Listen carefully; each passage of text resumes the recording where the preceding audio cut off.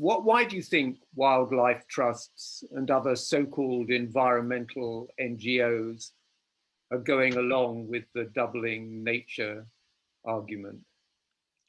Well, I think the reason I've been given is that they think this is going to go ahead, that it's better be inside the tent trying to affect things than outside the tent throwing things into it. I think both of those are wrong. I think this thing doesn't have to go ahead. It can be stopped. We stopped the expressway. People have said that 2021 is a critical year for the ARC, and I see a lot of unjoined up thinking between the different components of the ARC. I think it's actually in a weak state at the moment. And although the spatial framework document is launched with a great hoo-ha-ha, I don't really see any signs that a lot of progress is going to be made on it with everything else the government's obsessed by at the moment. But the wildlife trusts are taking part, CPRE is taking part, trying to make the least worst outcome of something they think is inevitable. But you think it's not inevitable? I think it should be stopped. Why should we put a third of total development into less than 5% of land? And when you look at that statistic, it doesn't make any sense at all. It doesn't make any sense at all. I mean, you're an experienced campaigner and somewhat successful campaigner. And in a sense, we've got a campaign on our hands, and somebody asks, we need to avoid silos in our response. There are 3 million people affected, and there's been no public consultation. Yep. The goal must be to link up all those within the 3 million who oppose the ARC. Yes. How do we set about doing that?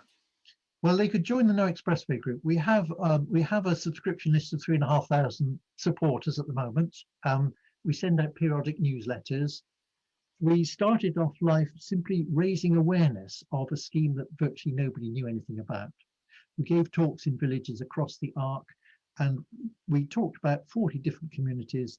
They were horrified when they found out what's proposed, and we didn't find a single community in favour of it. The communities really don't want this to happen, and if we gather together with a loud enough voice, we can stop it. I really think we can stop it. I think it's a very fragile suggestion at the moment, and we can stop it. Well, that's very encouraging. We're not against growth, Tony. I must emphasize, everybody says we need houses, don't we? Of course we need houses. We just don't need to double housing stock in 20 years. In Cambridge, for example, you need 16% more houses for all your children and your grandchildren for 2050. That's all you need, 16%, not 81% increase. In Cambridge, here's another question. In Cambridge, we have an absurd situation where the university sits as part of the executive on the planning authority, the Greater Cambridge Partnership, and have huge vested interests because of their ownership of land for development. Yes. Yes. Have you avoided this in Oxford? No. How can we get this situation changed? We haven't. We've got some dreadful examples in Oxford. They're as dreadful as I'm sure they are in Cambridge. For example, St John's College in Oxford claimed it wanted to build 90,000 square feet of business space just outside Oxford City, ideal for social housing, 95,000 square meters of business space and only 500 houses. The business space will accommodate 4,500 workers. Now, I know your commuting journey into Cambridge is dreadful. In Oxford, you can wait an hour on the A40 west of Oxford to get into Oxford City. The North Oxford development is at the end of that hour journey. It doesn't make any sense at all. The colleges have land in Oxford on the green belt too, that they are trying to get out of green belt and put for development. 11,500 houses are scheduled for green belt development in Oxford. I mean, it's been suggested that we need to raise the consciousness of the academics working within the university, and maybe there's a larger group who are opposed to development than we see from those who sit on the planning authorities. Do you think that's possible? I think that's actually essential. So it's certainly in Oxford, you see the people who take the decisions about college investments are the bursar and the college head. Now, in Oxford, and probably the same in Cambridge, Bursar and the college, they are actually employees of the college. The owners of the college is the fellowship. The fellowship employs the head of the college and the bursar. And the college fellowship is the one responsible for the college's resources. So if we could interest the academics in taking a greater interest in the development being done in their name, then we might get them to resist a little bit more in governing body meetings. I think there's a separation between the executive arm of colleges and the academic arm. The discussions are simply not taking place because everything is being decided behind closed doors, or of course by unelected bodies. Local enterprise partnership, LEPs.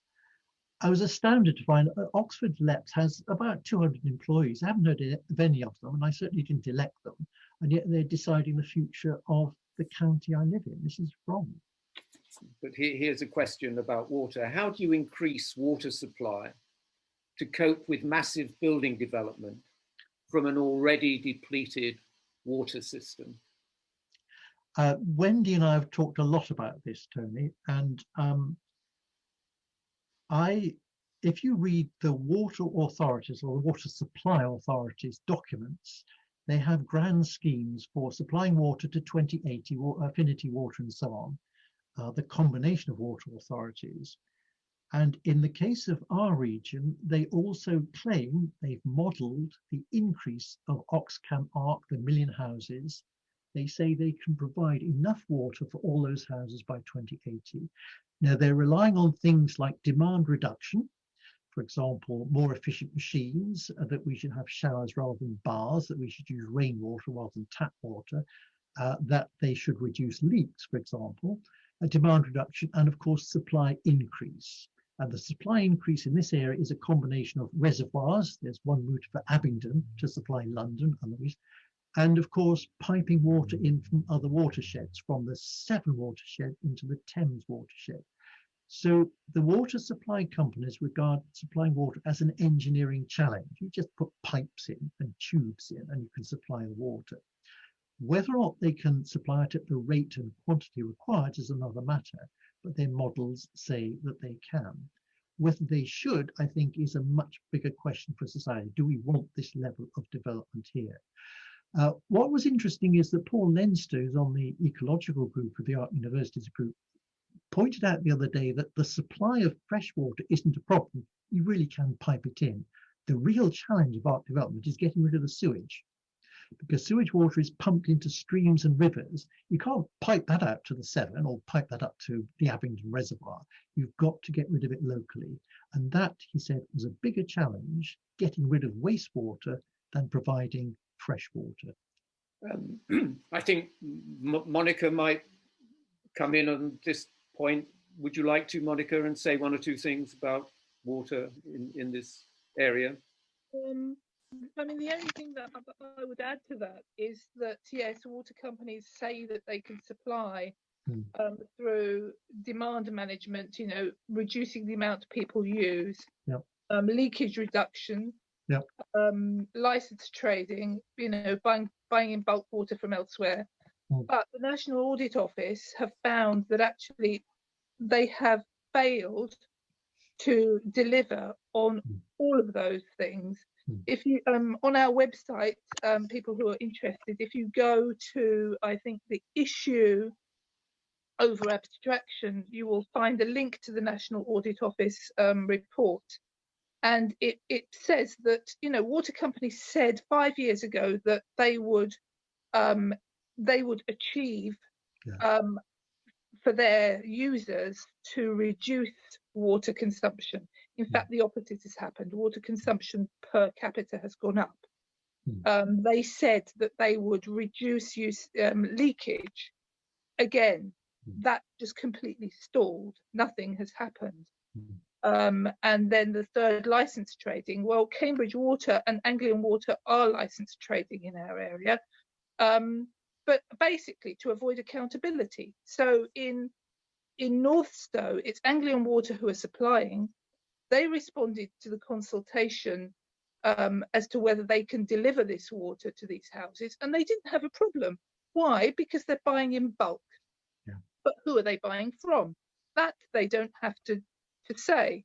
Mm-hmm. So they're actually buying from Cambridge Water, and Cambridge Water, of course, doesn't need to be consulted, and Cambridge Water is increasing abstraction and opening up a new borehole in order to deliver this water, when the reality is the Environment Agency, a new report has found that actually, in order to restore the health of our rivers and the health of the water in our environment here on the chalk aquifer, we need to be looking at reducing abstraction to the quantity of about 22 million litres per day.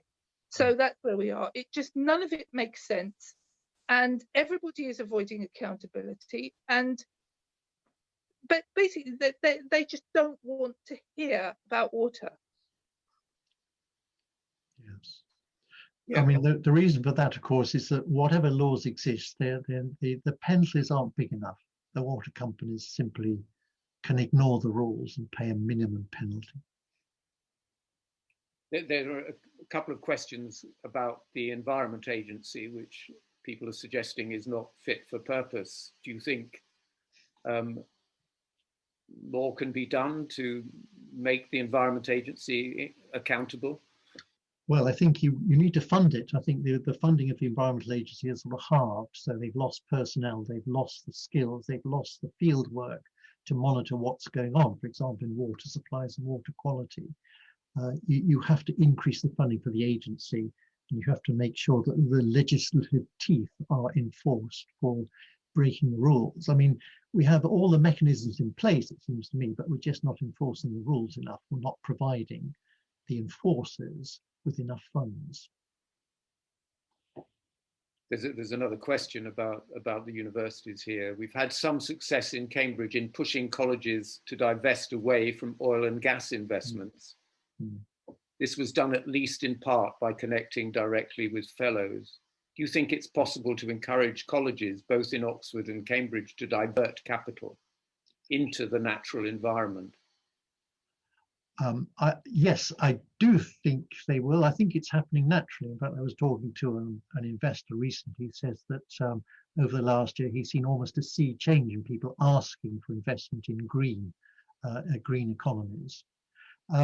What's interesting is Miles Allen, who talks about climate change a lot. He sits in with the discussions of many oil companies. And when he challenges them, what are you going to do about your carbon emissions? And they say, look, we could actually reduce our carbon footprint to zero. It's just that all the other companies would have to do it at the same time. It has to be global. We can do it. Technologically, it's easy, they say, but we're not going to be the first mover because we'll lose out. Wendy, have you got questions that you've noticed? Well, I was looking at this thing about nature recovery with, for example, with NEP, Isabella Tree's rewilding project at NEP, and they've got this wonderful project that's going, and then suddenly they've got this project, for I think over 3,500 houses right next door to this nature connectivity and nature recovery site. Yes. What is going on? I mean, this just seems so ludicrous. What do we do? We have to shout loud. I mean, Nature Recovery Networks was essentially, it's a child of John Lawton's Making Space for Nature, bigger, better, and more joined up.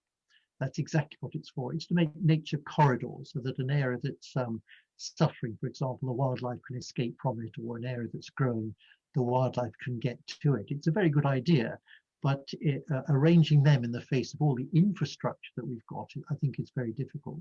Nature, I mean, we are eating away at nature's stock, and we're not aware of the long-term damage we're doing actually to ourselves, not to nature, but to ourselves.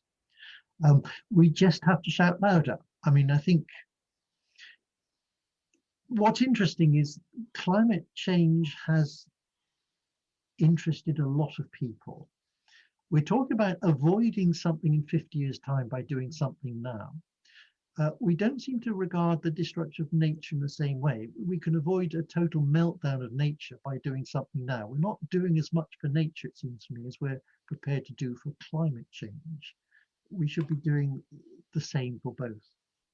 The other question I just wanted to put to you was a question that I mentioned to Tony earlier, was about the issue of regulation and enforcement. It just seems to be, I mean, we've seen this happening with rivers and sewage. Yes. No enforcement, there's no regulation. That's a problem. I mean, you know, it's point having rules if you don't enforce them, because also those who are breaking the rules will ignore them. We have to enforce the rules we've got. We have to make better rules. I don't know what the answer is, Wendy, but if more of us make a fuss about it, at least people might start to listen. I wonder if you've thought about East-West Rail, because we have a question about the East-West Rail plan being to start with diesel trains, which seems remarkable. Have you got more to say about that, perhaps because of your work on the No Expressway? We're looking obviously with interest at the East-West Rail, because the original plan, it would be electrified. It would carry a great deal of freight, both of which we need, of course. Where it goes to in Cambridge is a different matter. What's happened recently is that, first of all, some of the feeder lines into East-West Rail have been cancelled. So the Aylesbury East-West Rail link has been cancelled for lack of funds. It's not going to be electrified. It's not all going to be electrified. So there have to be diesel trains or part diesel trains. And a diesel train's lifetime is about 30 years. So we're committed to that. In the good old bad old days of whoever was the transport minister at the time, he thought that hydrogen trains would come to the rescue. So he said, well, we can't afford to install electricity, but if we get hydrogen trains, we won't need electricity. What I do understand is that they're building the bridges in East-West Rail so that it can cope with retrofitting electricity if it's needed. The line is going to have freight loops, which you need when you've got a mixture of passenger and freight trains on it, but it's not going to have as many freight loops as was originally planned. So again, the capacity for freight plus passengers will be less. Right at the beginning of this evening, I raised the issue of cement. Yes. And the need to reduce building because of its implications for carbon emissions. Yes. And I think one of the things that's happening with an interaction with the East-West Rail and the guided bus routes in Cambridge is that people aren't thinking about reduction. No. So they're going ahead with the guided busways, which is millions of tons of concrete. And that is then disrupting the planning for East-West Rail, which is then being pushed away from its preferred route. This is interesting. I had come across the example that East-West Rail was racing HS2 to get to Calvert because nobody decided who would build their line first, whether one had to go over the other or the other had to go over the one. One frightening statistic I read yesterday is that 70% of the global infrastructure we will have on planet Earth by 2050 has yet to be built. 70%. That's an awful lot of concrete. Yes, and there's no way of reaching zero carbon and conforming to the 2008 Climate Change Act if we carry on at that rate. There isn't. I mean, surely the cement industry basically can capture carbon at the point of origin. It's difficult coming out of an exhaust pipe, but if you have a cement factory, it shouldn't be beyond the wit of human beings to have technology to extract that carbon at source. They can think of the technology, but they can't do it by 2050 or in a reasonable timescale. I think that seems to be the problem. Andy has asked about alternative ways of thinking about a democratic development. He says, could we think about an initiative involving citizens' assemblies to create an arc for nature and people based on holistic, joined up future living plant thinking? Co-create an alternative plan and build a citizens' political representatives environmental NGO to support it. Yes, I think, yes is the answer, but where do you start? What is lacking across the arc, what we desperately need, are a series of citizens' assemblies to decide the future that we want, not the future that Whitehall wants to impose on us, but the future that we want. And if we collectively worked on that, I think we would be enormously powerful, because we could say to Whitehall, you want this, but we want that. We would accept a certain level of development. We just don't want the hyperinflated development that simply an economic prize requires. It's economics driving this whole scheme. You know, I was earlier today at a meeting talking about expansion of the biomedical campus in Cambridge is looking to grow. And people were pointing out at the meeting, a number of people, that actually it wasn't going to be very green for them to do so. And I think people were quite surprised. I don't know whether Terry's got a view on this. Sorry, I didn't hear that. I was too busy responding to someone who was talking about aren't creating more jobs in Cambridge a good idea. And I was just pointing out that creating more jobs and houses leads to worsening congestion, more unaffordable homes, and the highest inequality in Britain. So the last 10 years, supposedly the growth miracle of Cambridge has been an absolute disaster for people living here, certainly those on low incomes who provide all the services that the science park and the university needs. Well, certainly on the, you were talking about offsetting, David, and certainly there was the sort of key to oil companies. I interviewed Ben Van Beurden, the chief executive of Shell, and he said, well, you know, we're going to get to net zero and we'll be planting trees on land the size of Spain. Well, that's one oil company taken over the whole of Spain, however unrealistic that actually is. But there was an European Commission report on carbon offsetting done in 2016, and it said 85% of the project failed and did not deliver.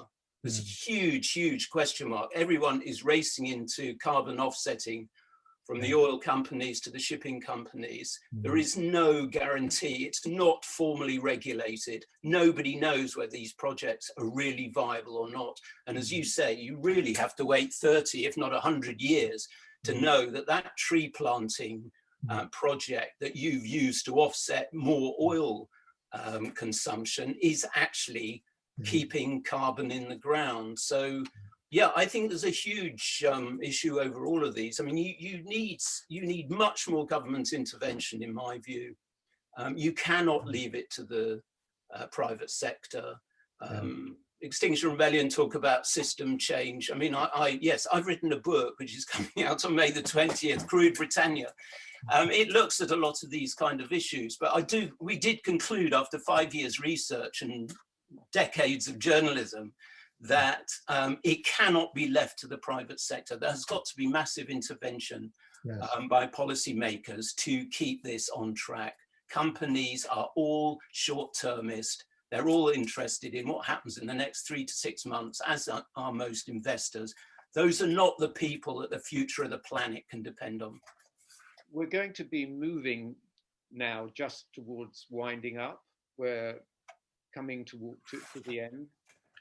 I think that I'd like to thank David hugely for your presentation. I think it's been very important for the 130 plus people who came to really put their minds to thinking about this amazing, destructive scheme across the whole area of this part of the country. And as I think you said very clearly, David, it's here because of the profit that can be made from building and land values. Yes. And it's not here because of the needs and benefits to people. And maybe that's the clue, which of course it requires government intervention, and of course it requires intervention from central government and local government. But in order for that to happen, many of the 3 million people across the arc have got to make that a priority, and they have to push the policymakers through a variety of actions, including direct action, to bring a change of view about. And if you have a final word for us. Look, thank you very much for letting me explain our work this end. What we've always lacked in the Oxford end is contact with the Cambridge end. We started off in a small village on the border with Buckinghamshire the first year. We spread into Buckinghamshire, then Bedfordshire in the second year. We gave a talk in Cambridge in the third year. And we always said, why can't we find a group in Cambridge with whom we can work and spread the word? It really is raising awareness amongst those 3.7 million people, because whenever they find out about it, they're all horrified. And if you're horrified, you vote. And you vote for people who aren't supporting this monstrous scheme. We've already had a whole local district council turfed out because he wanted to build too many houses on the green belt.